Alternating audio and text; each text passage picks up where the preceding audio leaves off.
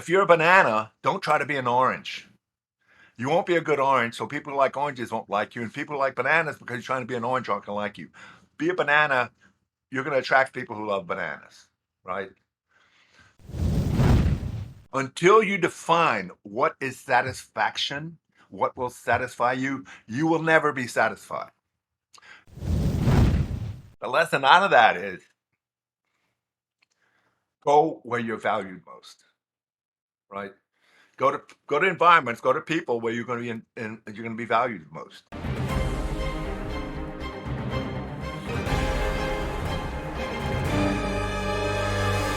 Hello, listeners, and welcome back to The Science of Self, where you improve your life from the inside out. We have a guest with us today, Cary Prejean. I hope I said that correctly. I've practiced it several times just in the run up to the episode. Uh, Close enough.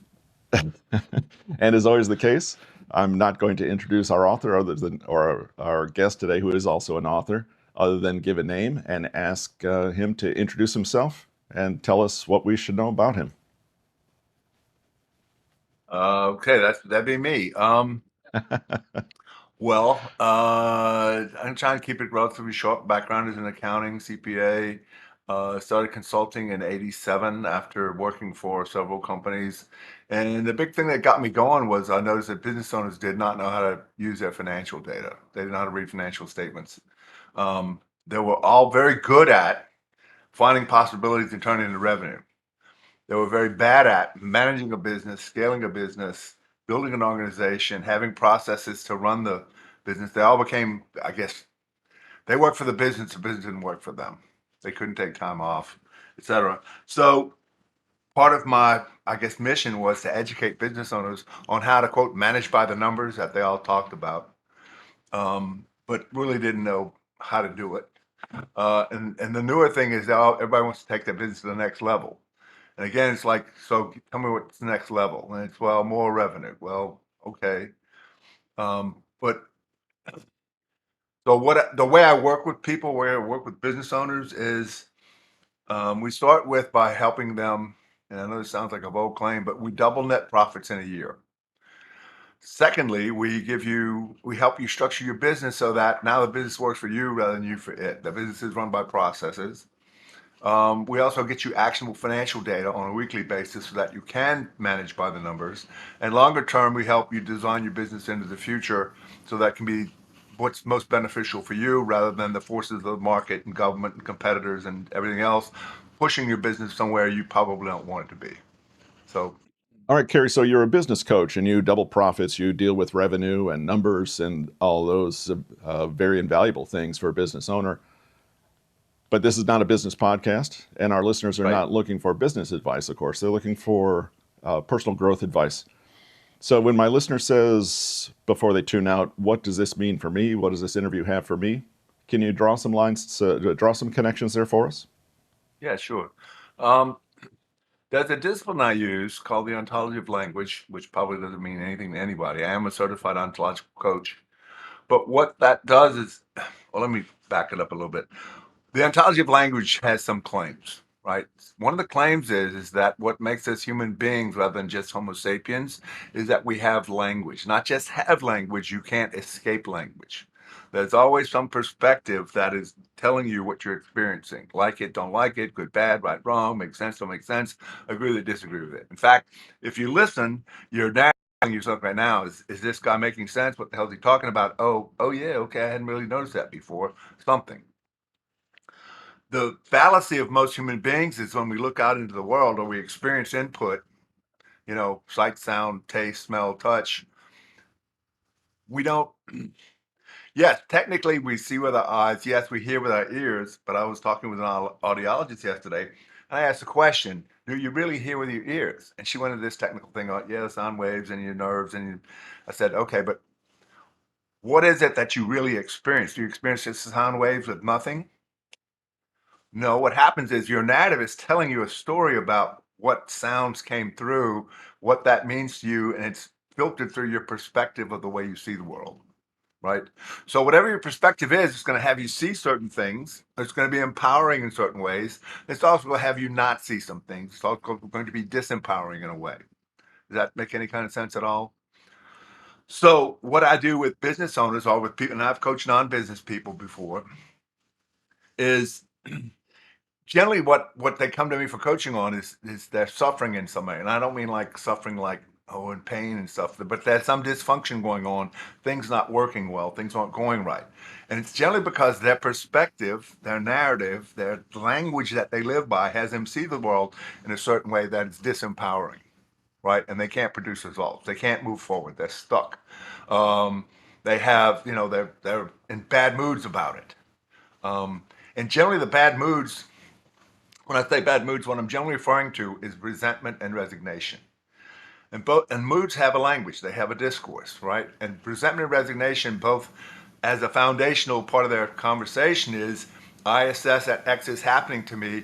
I assess that it is negative for me in my future. I assess there's nothing I can do about it. And resentment has the additional, and I promise to get even. So if you're living in that kind of a narrative and there's nothing I can do about it, what are you going to do about it?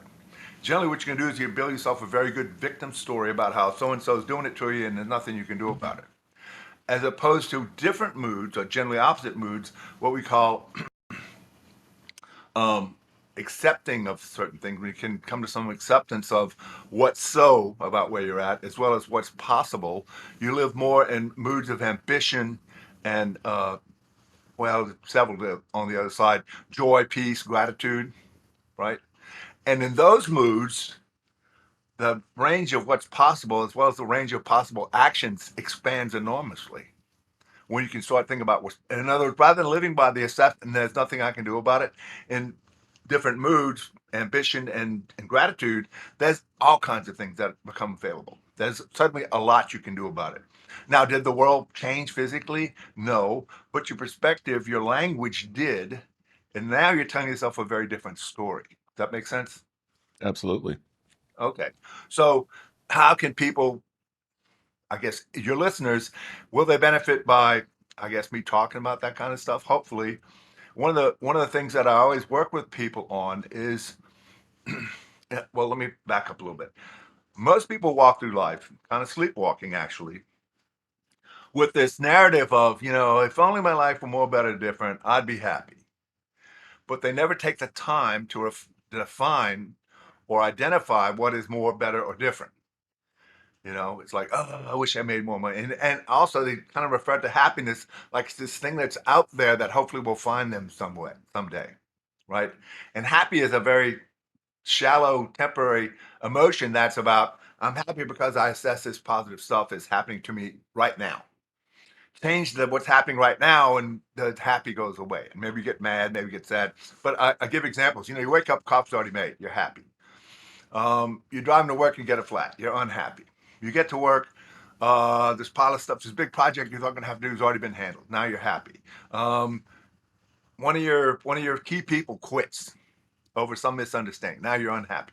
So happy and unhappy come and go all day long. What's more, what I point to is something that's more lasting. My question is, what is going to satisfy you? And by satisfy, I mean satisfaction. Let me put it this way: satisfaction is defined by what is enough action. So if you're saying you want more, better, different, what? You want more money? How much more? And if you just want more income, here's $10. You happy? You satisfied? No. Okay, so define the number. And here's something I learned a long time ago from one of my mentors. Until you define what is satisfaction, what will satisfy you, you will never be satisfied. You will always have that, if only my life were better, different. And most people spend about maybe 5 minutes thinking about what I want, what I want out of my life.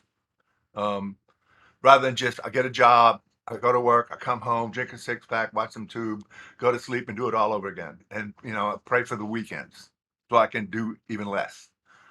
Um, there's no, for me anyway, there's no satisfaction in that. I would be depressed. I would be resigned and resentful, and that's what most of these people are: resigned and resentful, and they're just going through the motions, just trying to get to the weekends. Because again, there's nothing I can do about it. That's the cement of everything. So when you begin to live in different different conversations, you get to live in different moods. Again, the ambition, gratitude, joy, peace, and you have all these. Now your world is wide open. you're a much you're a much happier person. I mean, if you're living in gratitude, joy, and peace, you're going to be happy most of the time. And if you live in ambition where there's all these possibilities, ambition is about what's possible. And, oh, that's possible. That's possible. Now you can begin to take action towards what, define what is your satisfaction first. Then you can begin taking action to attain all that. Is any of this making sense? Absolutely, yes. There's so much in here. I'm making notes to get back to, but yeah, it's making perfect sense. So for your listeners, if you're feeling stuck, if you're unhappy with life, if you're in a relationship that doesn't work, begin to define what actions. And again, in relationships, you can't. One of your things of satisfaction is the other person can't make you happy. The other person can't make you sad. They can invite you to suffer, right? But they can't. Happy and sadness and anger, that's all self-generated. And it's all because something gets triggered, and your discourse, your interpretations of the world, your perspective tells you be happy, be mad, be sad, be something. Your narrative is dictating how you react.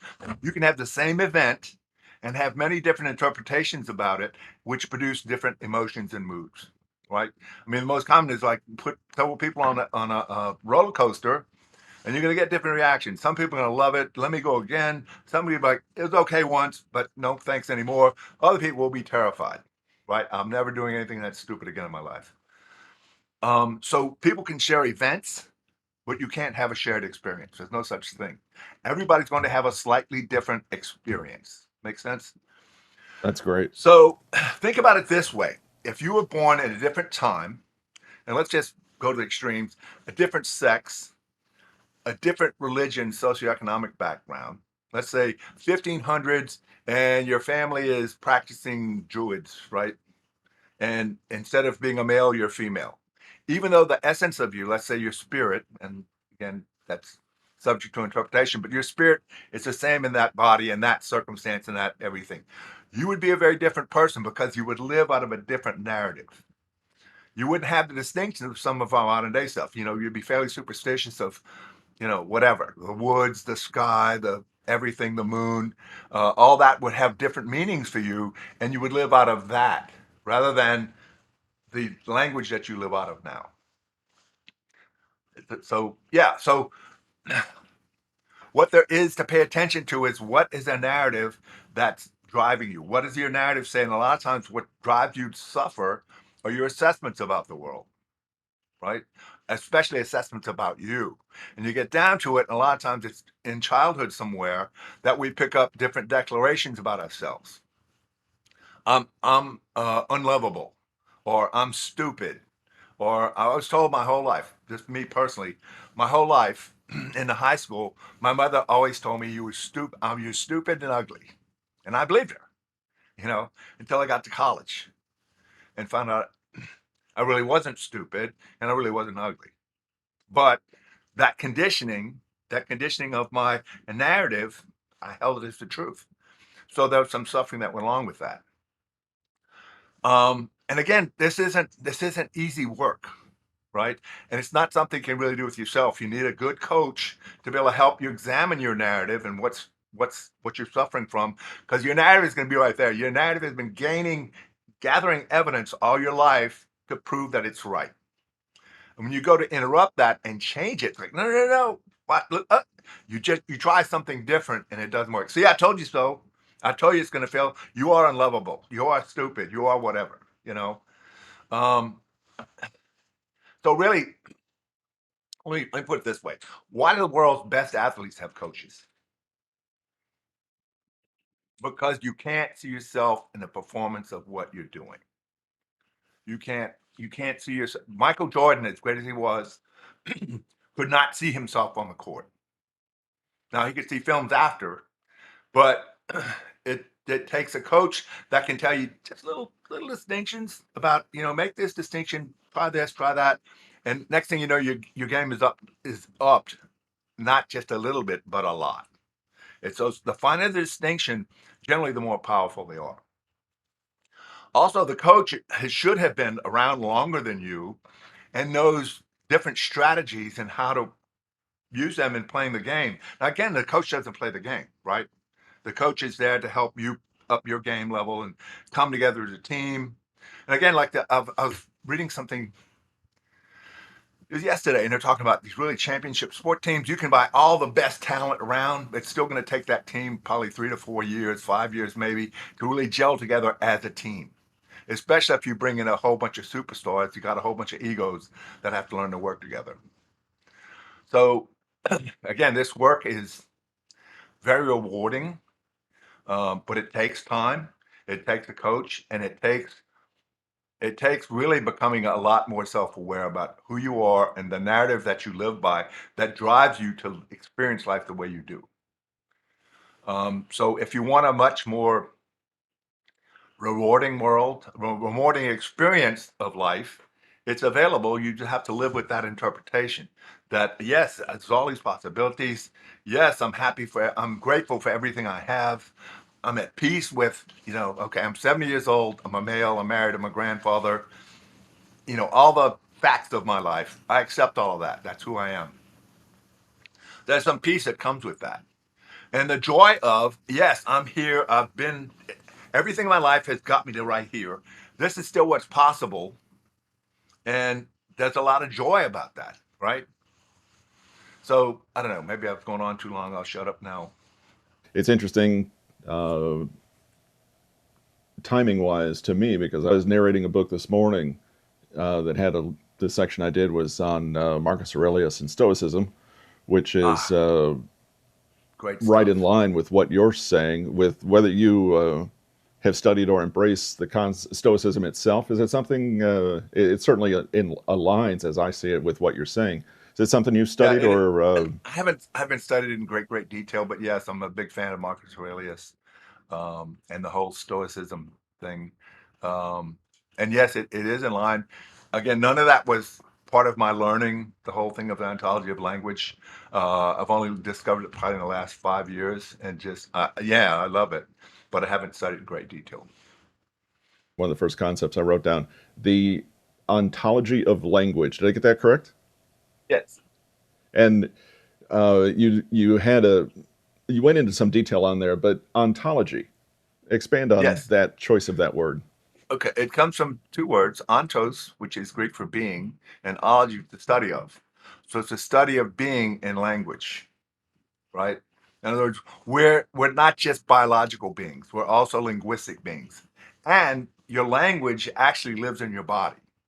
How do we know that? Do you get flushed when you're embarrassed, right?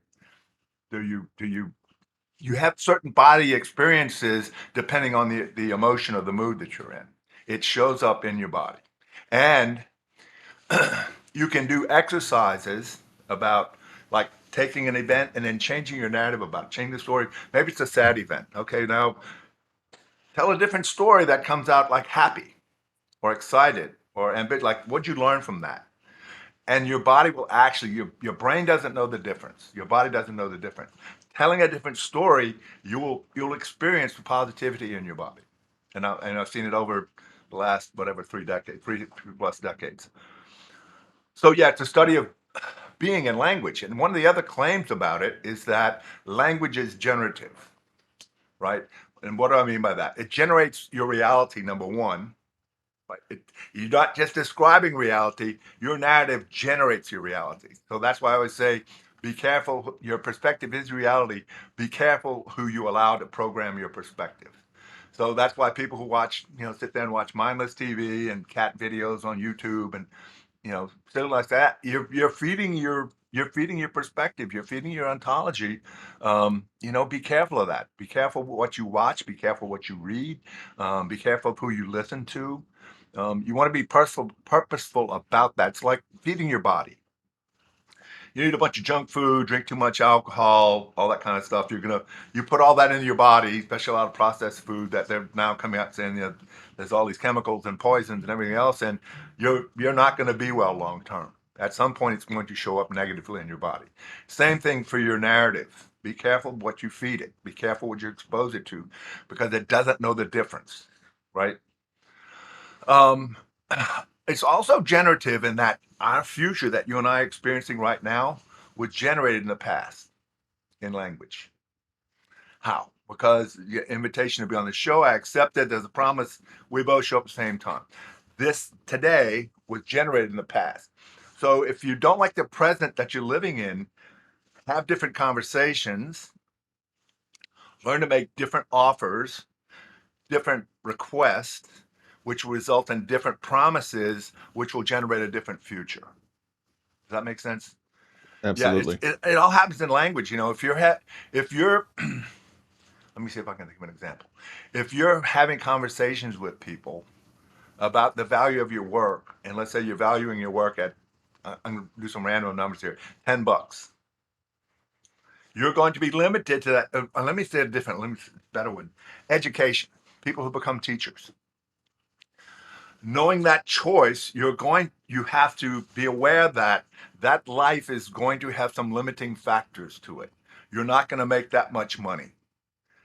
And depending on the education system you wind up in, it may not be all that rewarding. You may be fighting the bureaucracy and students and parents and all the rest of that stuff. There's going to be some things with that. Instead of having different conversations about how can you educate people outside of the education system where you can make more money, have more willing students, not have a bureaucracy to put up with. It's all the conversations that you have about what's possible are going to dictate your future life. So if you don't like what you're doing now, learn to have different conversations, acquire some skills maybe, because you know the whole thing about people get all crazy about money. Um, and again, let me just back up. There was a man who gave his son an antique automobile when he turned 18, and he told his son, he said, "Look, take it different places around town, find out what they'll give you for it. Don't sell it. Find out what they give it for you." So he goes to a new dealer, a used car lot, and they offered him 500. So he goes to a new car dealership, and they offered him 1,000 as a trade-in, right? Incentive to buy. He went to an antique car dealer, and they offered him 5,000.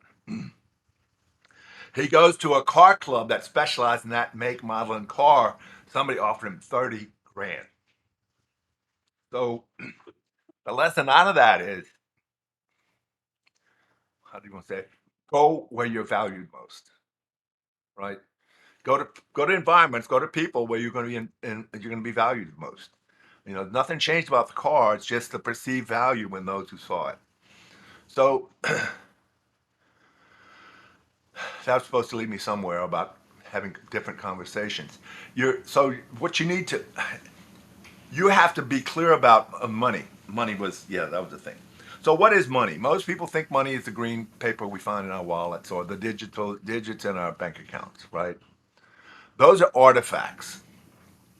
What is money for human beings? Money or is a promise. So people who acquire wealth acquire a whole bunch of promises that they can offer to buy what they want. Okay. So when you begin to think about money, it's just a promise. And how do I accumulate promises? How do I make my promise more valuable? Or maybe I need to make my promise to people who value it more than the people I've been talking to. Does that make sense? And I will get more of those promises in return that I can accumulate. I can accumulate some wealth in terms of the promises, the power of all these potential promises you can make. Um, so the whole thing about income, I mean, the world is pretty abundant. Right. If you know how to tap into it, you know how to tap into the whole money conversation, um, and valuing what it is you do, and listen, just because you can do something doesn't mean it's valuable. What do Absolutely. you do that's different from everybody else that's doing the same thing, right? What is so special about you? And in my business consulting, it's what is your market dominating position? What can you tell the world about why you'd be foolish to do this kind of business with anybody but us?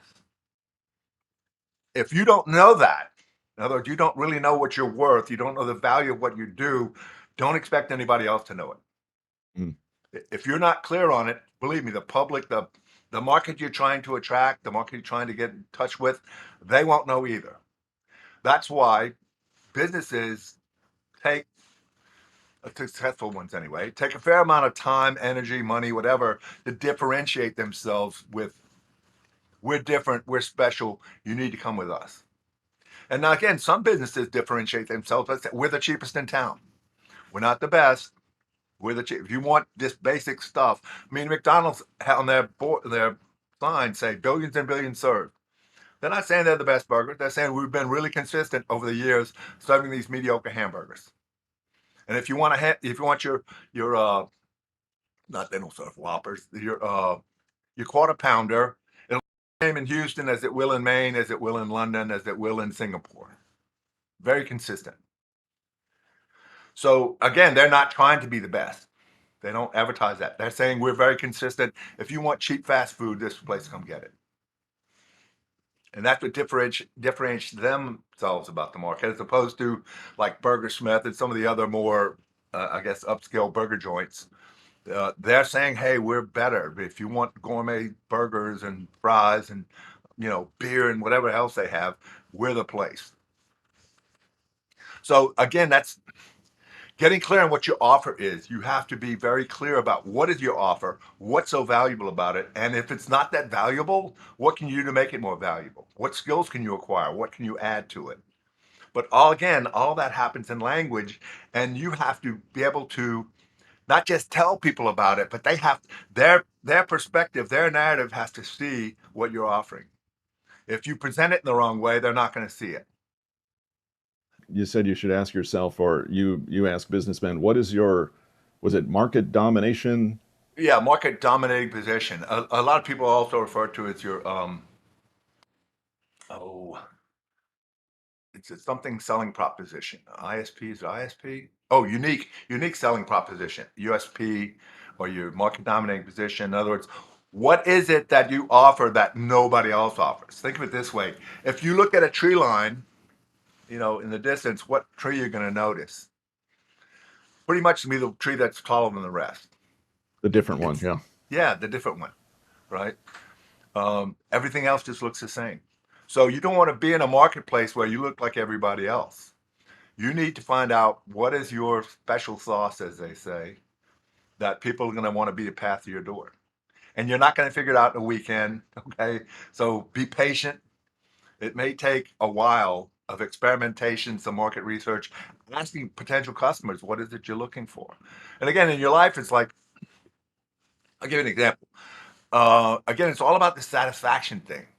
Um, I was married for about 8 years, got divorced, and I was kind of like lost for about five, not lost, but I was just kind of like, I don't know if I'm gonna ever get married again. I don't know what kind of relationship I'm looking for. And so I took about 6 months of writing, like, what would the relationship look like? What would she look like? What would she be like? Where would she be from? I even got down. I had this big thing in my younger days that I didn't want to date blondes, and I didn't want to date Yankees, being from the South. Well, on my list, I put Yankees okay, blondes okay. Guess who I wound up marrying?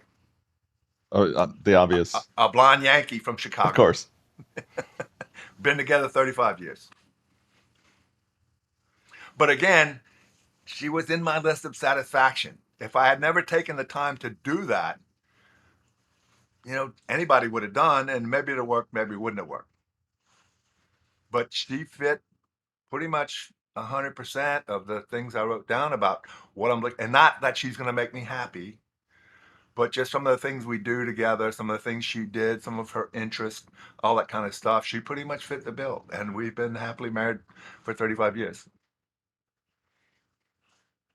Would you correlate the USP or the dominating position along with on the business side of things, and well, as you've done in most of these, take it back to a personal level after that, and into a mission statement? Is the mission statement the Yes. uh, Yeah. In other words, what is special about you as a human being? What is your offer to the world? And also be clear, you're not going to attract everybody. I've said in classes I've taught about using the ontology of languages, half the world thinks you're an asshole. I don't care who you are, because of your age, because of your sex, because of the way you come from, because of the religion you practice, the way you look, something. Half the world's going to think, ugh. But the other half of the world, what is it about you That is, if you can be your authentic self, right? And I know that that gets tossed around. What is a authentic self? If you can be who you really are, you're going to attract certain people. They're going to be attracted to who you are. They're going to be attracted to your discourse, attracted to your conversation. They're going to be attracted to you being you. Um, now this goes back into the 70s, but I read a book by Leo Viscalia. I don't know if anybody knows him, but his thing was, if you're a banana, don't try to be an orange. You won't be a good orange, so people who like oranges won't like you, and people who like bananas because you're trying to be an orange aren't going to like you. Be a banana, you're going to attract people who love bananas, right? So again, in terms of your personal offer to the world is be your authentic self, but you need to be real clear who is that. Again, it Right. comes down to who are you in the world? What is your offer? Not just what can you get from people. Not You're not trying to sell anybody anything, but what is your? I mean, what are your interests? What do you do? Why would somebody want to spend time with you? And you're not going to answer that in a weekend. It's going to Exactly. take some time. A person can't be themselves until they get rid of those false perceptions and the false lens that they put on the world, as you mentioned, that were presented to us in our early life as children, that color everything that we do. But you made an interesting point that that narrative continues to change as I go through life. My personality, a person's personality, I believe, is set for the most part early, Your but there general can be temperament. changes. Yeah, I agree. General temperament is probably at birth, but everything that happens to it afterwards, comes from where you grew up, the people surrounding you where you grew up, your parents' socioeconomic background, what you're exposed to, all that stuff. It all accumulates, and you begin developing some assessments about the world early on, and then you spend the rest of your life gathering evidence that those assessments are correct. The problem is we forget they're just assessments. It's just a story we told ourselves. We hold them like they're the truth, not just the truth, but the truth in capital letters. And that those are generally the places, especially the ones we hold very dear to our hearts. Those are the places where people usually suffer. Those are the ones that become dysfunctional or disempowering for people. So it's being able, and the reason it's work is so hard sometimes is because they're so sacrosanct. Oh my God, no, I can't examine this one. This one's too precious. It's too much me. Right. They can all be examined.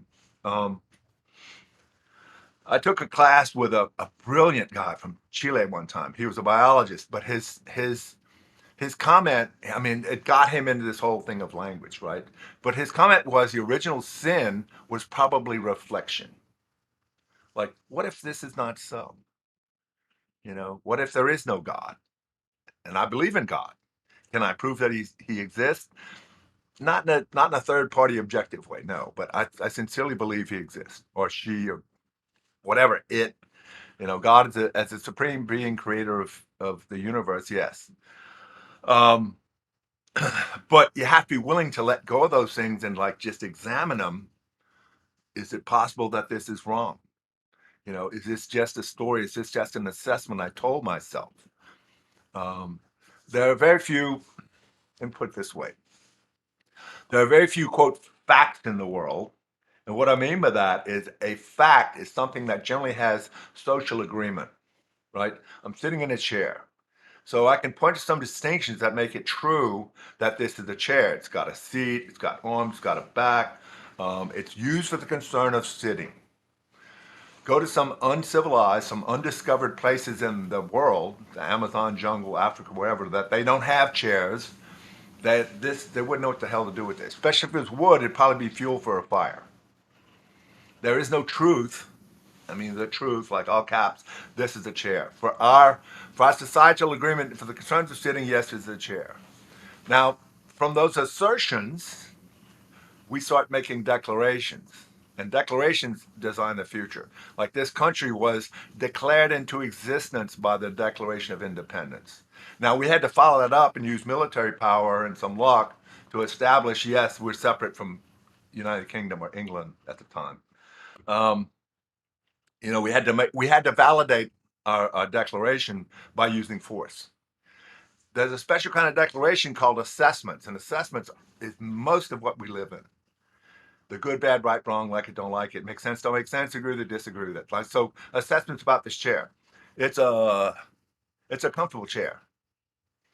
Depends on your standards for comfort. It's a good looking chair.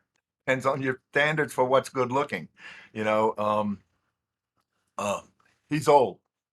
Well, if you're comparing to people a lifespan of say dogs, yes, I'm extraordinarily old. You compare to a lifestyle of what some of these sea turtles, they live into their hundreds. Now I'm about middle aged. You know, am I tall? I'm 6'2". Compared to the standard of pygmies, no, I'm a freaking giant.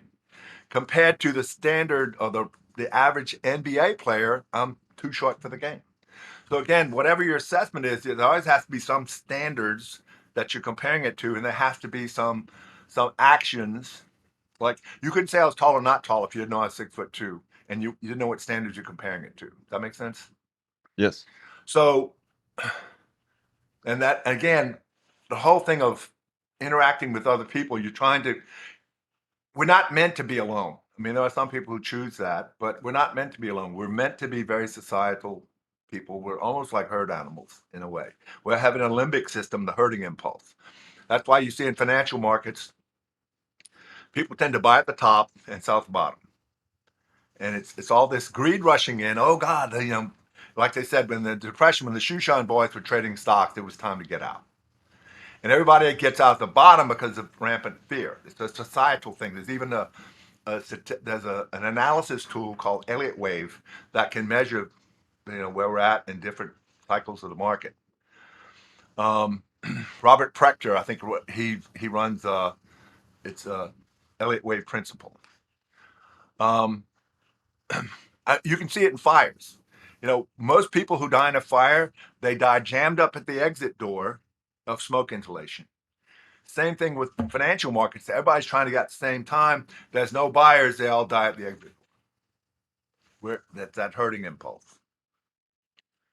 Um, so the whole thing about assessments is you need to, they are either grounded or ungrounded.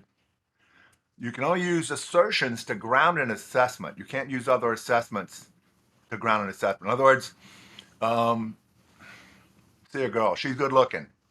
Well, what makes you say that? Well, I mean, look at it, she's so pretty. That's not an assertion. Well, she's 5'6". Her hair is blonde. It's at the shoulder length I like. She's got blue eyes. Um, she's got a slender figure. I figure she weighs 125 pounds. She's good. She works out a lot. She's got a muscular build. All those kinds of facts can be used to ground the assessment she's good looking. And again, good looking to me may not be good looking to you. Right. What's it? Beauty's in the eye of the beholder. So those are the things that generally drive the way we see the world. Those three speech acts. And again, assessments are a special form of declaration. Um, but the three speech acts that help us design the future are requests, offers, and promises. The problem is most people make very, very sloppy requests and offers and don't really make good promises either.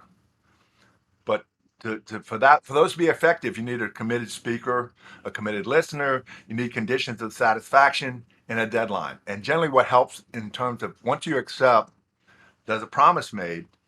So to make what really makes the promise easier to facilitate is when you're done, you declare, I'm finished, I'm done. Right? In business, it drives me crazy. People say, okay, go do this. People go do it. And then you got to follow it 2 days. You get, yeah, I finished it yesterday. Tell me when you're done. I want the ability to make sure that what you did is what we asked. But that's how you design your futures, request, offers, and promises. So if, again, you don't like where you are currently, you want to design a different future, learn to make different offers and promises. And if you want to, I guess, check the way you see the world, check the assessments primarily that you live by, right? And declarations are the ones that are really at the core. Like again, you're ugly, you're stupid, whatever. Here's what's interesting. In the work that I did, we had several college professors come through. And almost to a person, they all live with the base assessment, I'm stupid. That's why they got all the degrees, to prove that they weren't. To prove that wrong. Yeah, I'm really not. Or they're gathering evidence like, see, I'm not that stupid. I got this. I got my degree. I got my master's. I got my PhD. I got published. I got the grant for this research. Lawyers were hard to come by. Again, and this is my joke.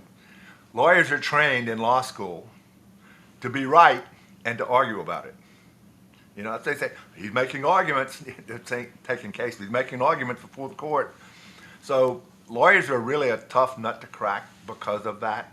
They have a very hard time listening to the other side because they're always gaming. How can I respond? How can I whatever? Again, nothing against any lawyers out there.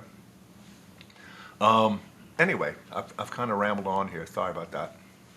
No, no, please don't apologize. It's here's what comes to my mind. You have a lot of information. I'm trying to get notes on it, but is this information also itemized in your book? We take a second to talk about that. No, no, no. The Oh, this is books that different. I've written 3 books, and they're all written for business owners, right? Now, again, Okay. I've pointed at some of this stuff, but there are two. Actually, there's 3 books that I would recommend. 2 of them are written by a good friend of mine, Chalmers Brothers. He lives in Naples, Florida. The first book he wrote was Language and the Pursuit of Happiness. You can find it on Amazon. You can find it on his website. He wrote a second book called Language, Language and the Happiness of Leadership Excellence. That's more for business owners. There's another book, and I forget the gentleman's name, Charles somebody. He wrote the Slim Book of Trust. And he talks about the phenomenon of trust and why trust is so essential is that it's necessary for any kind of human interaction, right? I mean, if you thought I was some psychotic axe murderer, you wouldn't want anything to do with me, right? There'd be zero trust. You might kill me at any moment. I'm not playing that. And again, there are some people you know that you would trust to meet you for a movie, meet you for dinner, come over for dinner, something like that. But you wouldn't trust them to loan them $1,000. Why? Because the blindness that we as humans have is I either trust you for everything or I don't trust you at all. But the fact is, we actually trust people in certain domains of action and not in others. And trust is based on 4 things, generally. First is caring. Do you care about me? You know, do you care about my concerns like you care about your concerns? If you don't care about my concerns, I don't know if I should trust you. You know, because if you're just in it for you, I don't want to have to make some ironclad agreement that I have to follow up and inspect everything, right, to make sure that my concerns are being met. Number 2 would be sincerity. In other words, when I hear words coming out of your mouth and I observe you saying them, do I think it's matching what's going on in your brain? Now, there's no way to guarantee or solidify either one of those assessments. There are assessments that you make. Now, again, the better you get at assessing people and listening to people and listening to their listening, which you can do, then you can get to be pretty good about do you care about me? Are you sincere? Right? And that's the big thing I get when I first start working with clients is we kind of do an identity check of the owner. And one of the common things I get from employees, he doesn't care about me. And what they're saying is he doesn't trust me. And in revert, and at the same time, I don't trust him. If you don't care about me, guess what? I'm going to show up, do what I got to do to get paid, get my paycheck. When I go home, this place is gone. The third thing is competence. Can you do what you say you're going to do? Again, that's why McDonald's says billions and billions served say, yes, we're competent. And the fourth thing is reliability. Again, McDonald's billions and billions served. Yes, we have a history of keeping our promise of serving mediocre hamburgers. So again, Thin Book of Trust. It's I think it's less than 100 pages. Really excellent book that talks about all 4 of those. You can find that on Amazon. Uh, but yeah, Chalmers Brothers, brilliant guy, good friend of mine. Chalmers was the first name. Chalmers, Chalmers. Pointing out the fact that McDonald's doesn't want to make the best hamburger. They I've never been claimed to. no, no, and no one would think they do, but still, they sell a lot of them. I've been involved in some businesses. I taught school for a while, taught high school, and been involved in some that by practice got their mission statement or whatever you want to call it, their self definition incorrect. And once that was wrong, everything is downhill from there. Yeah, There's an incongruity between what yeah, uh, maybe what I'm saying and what I'm thinking, what I want to happen, what I'm making happen, and it yeah. all ties in so strongly That's the to many of sincerity. the points that you've just made. Yeah, that's the sincerity portion. What's Right. that expression? Your action's so loud I can't hear the words you're saying. Very good. Yeah, yeah. I was also reminded at some point of oh, now I've forgotten the book. Give me a second. From the 70s. We'll date ourselves here, so we both know this book. Um, he was a plastic surgeon, and he wrote a book about one of the first ones to talk about visualizing is the same to your brain as actually doing. Maxwell Maltz, is that right? Is that? Maxwell, was it Maxwell Maltz? Yeah, I'm not familiar with that name. I'm not saying that's not right. Um, No, but visualization, like I said, saying before, your brain doesn't know the difference whether it's practice or it's real. Um, One of the things we used to do in our training was to have this thing called an assessment circle, where you're in a circle, and it might be 10, 12 people, and one at a time, people go around and make an assessment about you. And generally, you want it to be a negative one. Because what it does, it teaches the brain to, I guess, disconnect from the automatic reaction to you asshole. How dare you say it? And so what you want to do is think of some things, not just that you think are negative about the person, the things they think are negative about themselves. So the response that we would practice is, thank you for that assessment. I didn't give you the authority to make that assessment about me. And I hope in a future conversation with you to discuss it further. Like when people assess us, what they're really talking about is, I saw you do X amount of actions or these actions, and according to these standards, I assess you thusly, right? And for me, negative assessments, especially, are really a request for different action because we're not, you know,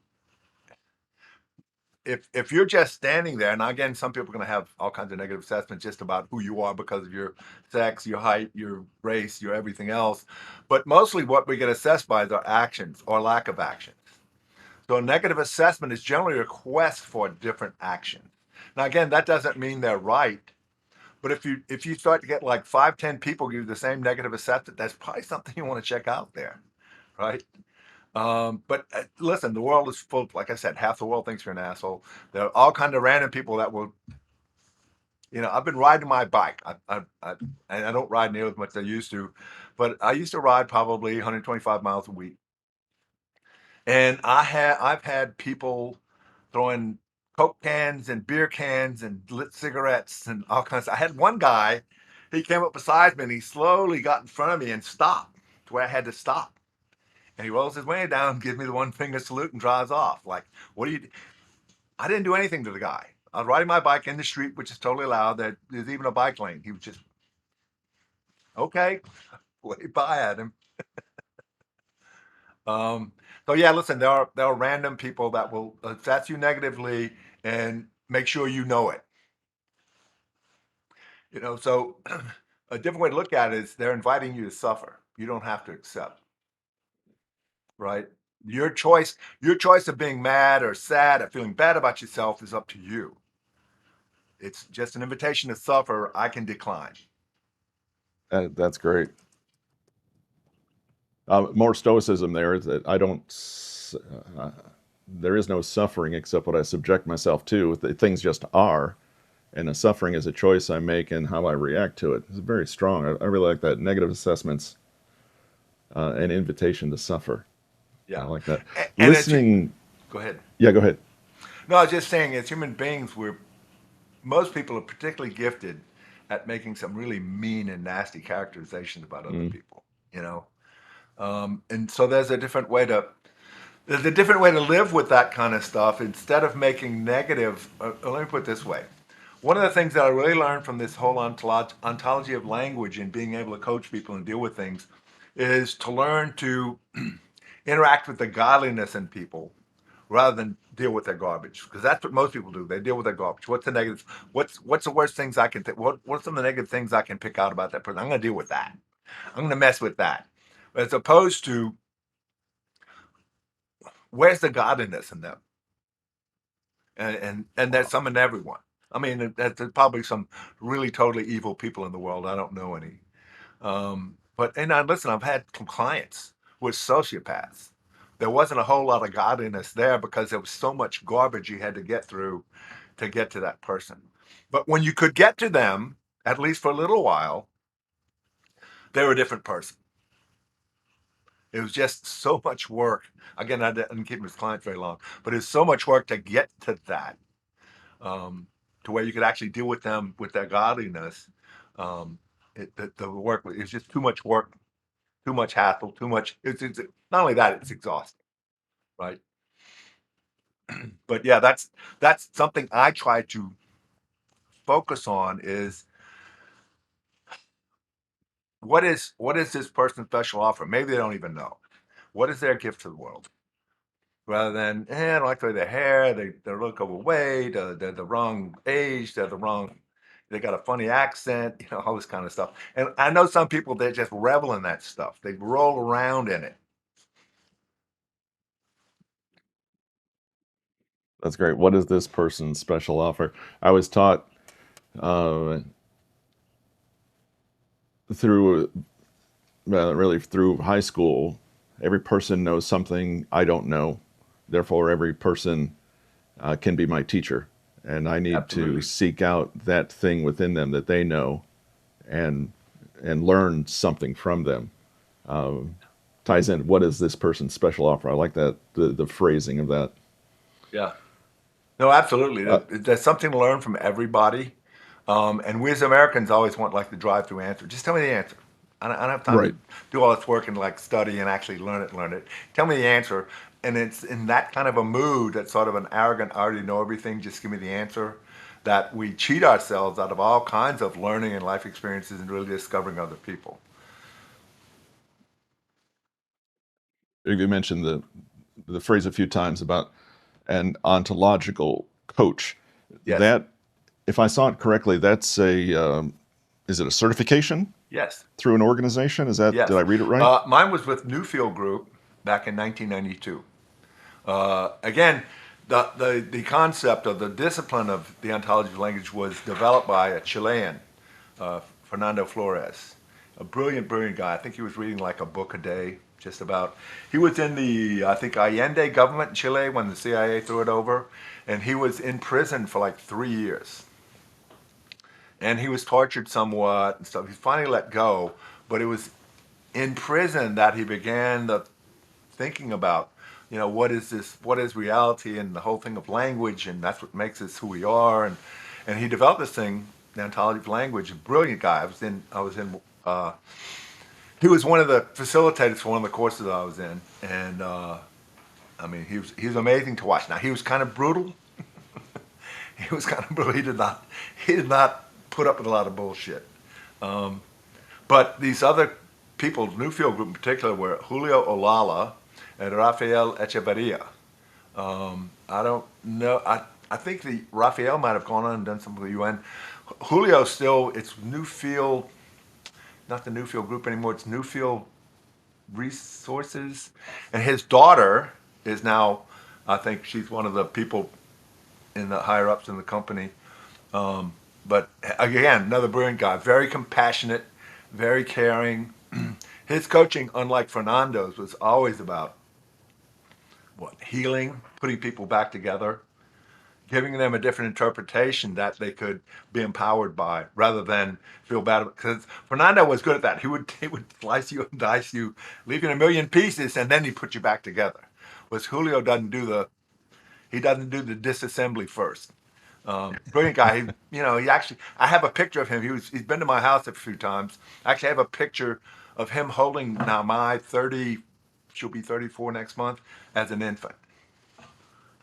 Wonderful coaches. Raphael's gift was more writing. But again, Umberto Maturana, he was also Chilean, the biologist. I mean, these guys, I don't know how it got to be outside of Fernando Flores was with other Chileans and they got into it, but it is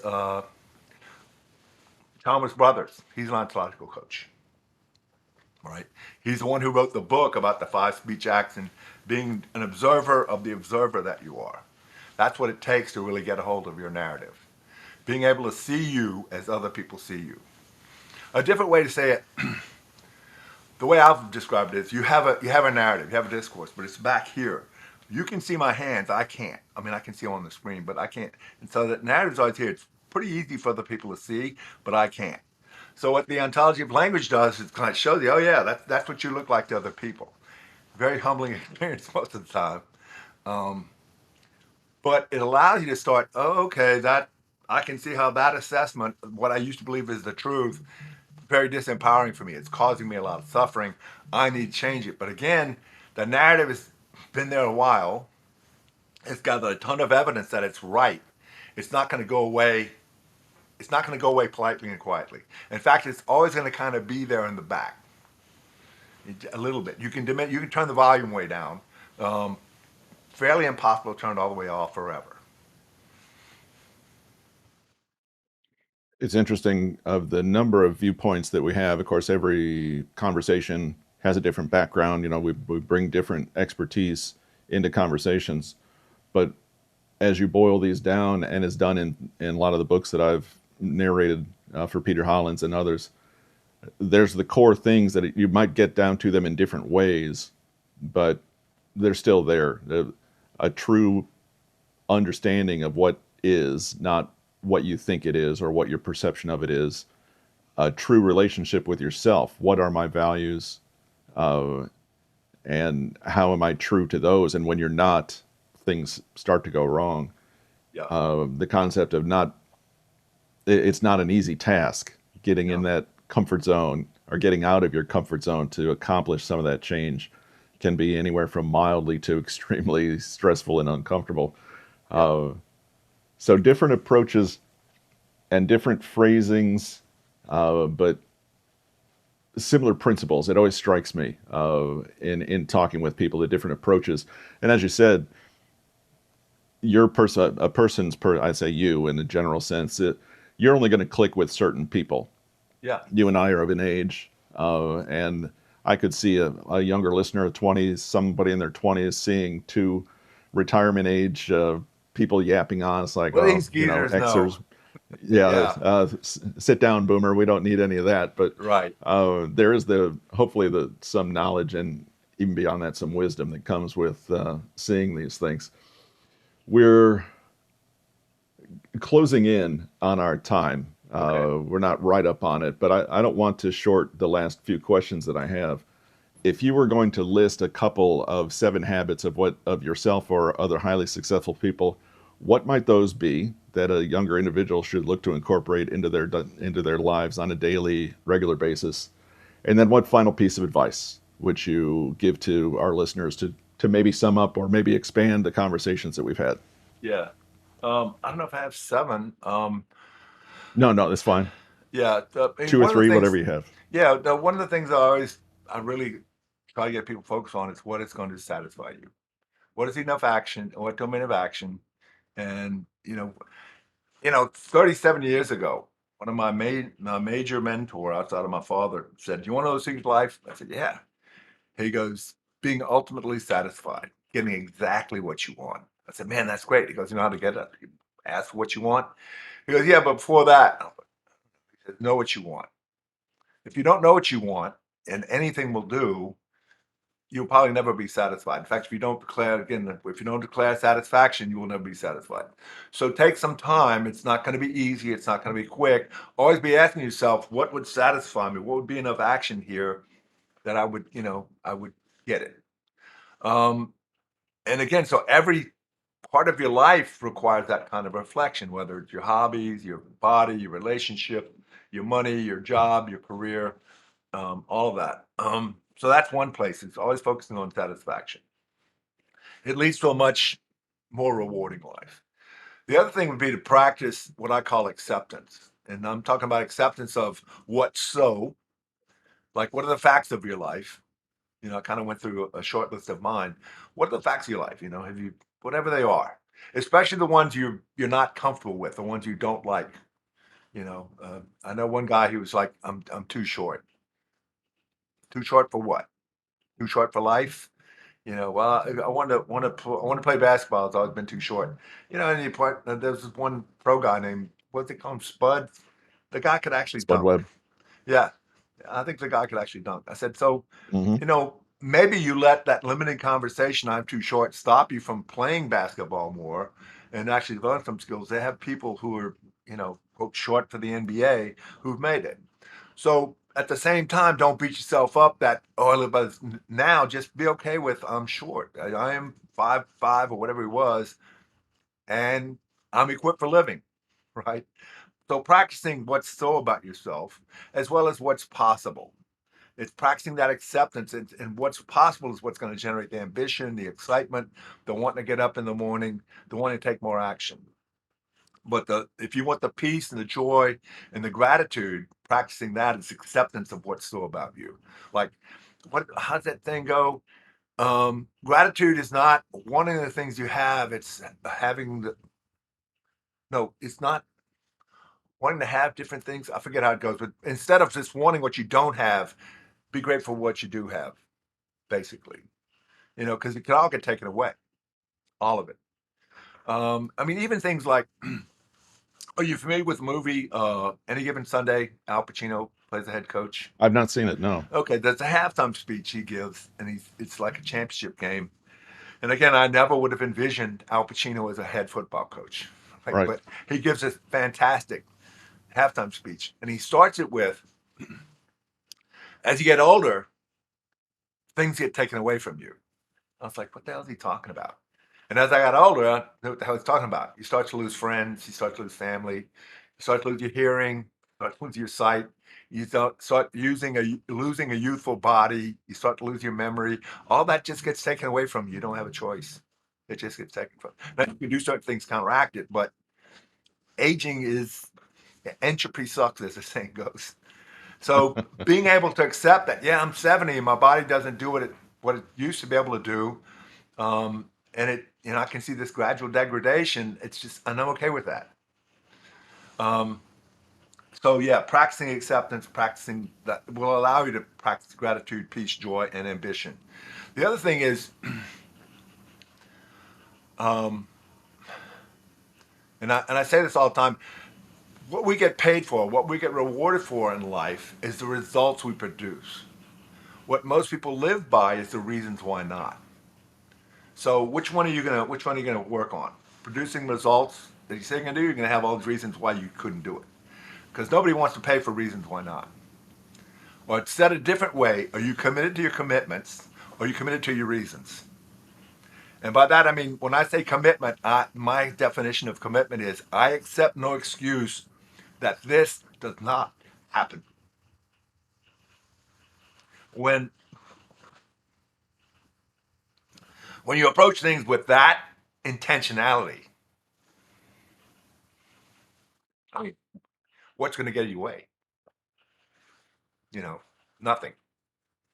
So you wanted the result you say you wanted versus I had a story, the moon wasn't right, my canary had a hangnail, I wasn't feeling it, I was born I wasn't tall enough, whatever. You have all these reasons why not. Nobody cares. Nobody gives a shit. Nobody cares about your reasons why not. They're a dime a dozen. Because my mama locked me in the glove compartment when I was 2 years old. That's my reason. Makes about as much sense, or has about as enough interest as everything else reasons why not. So if you really want to, what's the word I'm looking for here? If you really want to be a contribution, be committed to some results that serve other people, Mm. right? Be committed to the gift that you are, because everybody's a gift. That's great.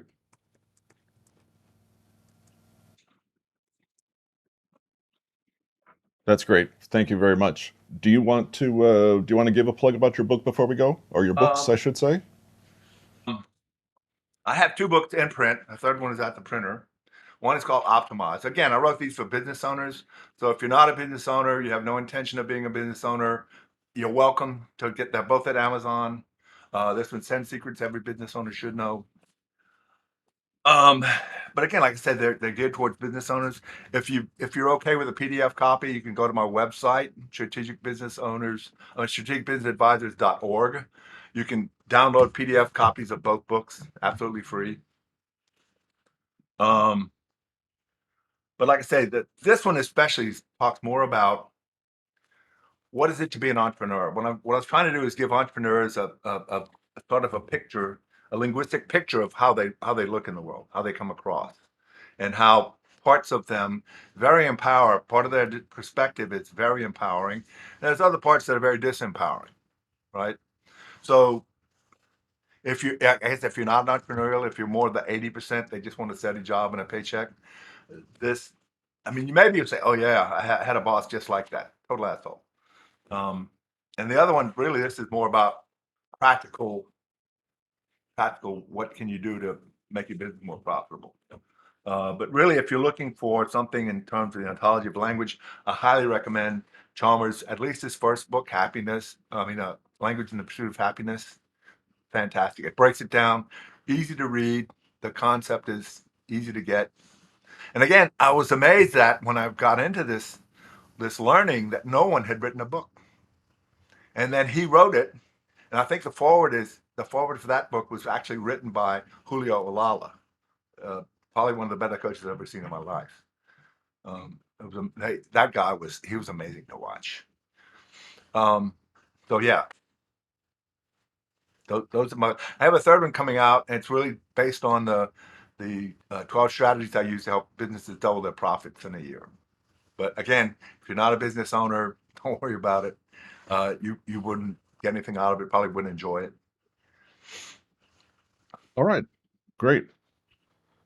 Uh, all right, listeners, thanks for joining us today. We appreciate it.